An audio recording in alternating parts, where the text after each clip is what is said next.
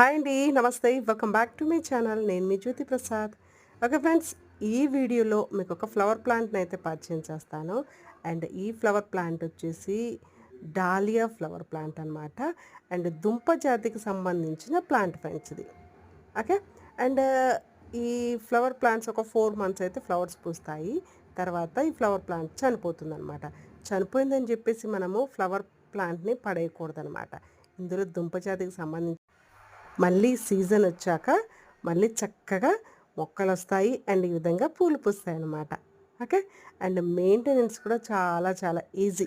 ఒకవేళ కుండీలో పెట్టుకున్నారనుకోండి, మొక్క చనిపోయిందనుకోండి, ఆ కుండీని పక్కన పెట్టేయండి. ఓకేనా. దాన్ని మీరు పడేయకండి చనిపోయిందని. ఓకేనా.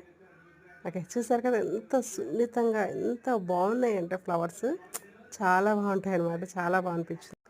అండ్ ఛానల్ అయితే సబ్స్క్రైబ్ చేసుకోండి ఫ్రెండ్స్. అండ్ మరిన్ని ఇంట్రెస్టింగ్ వీడియోస్ అయితే అప్లోడ్ చేస్తాను. Thank you for watching. Please subscribe. Take care.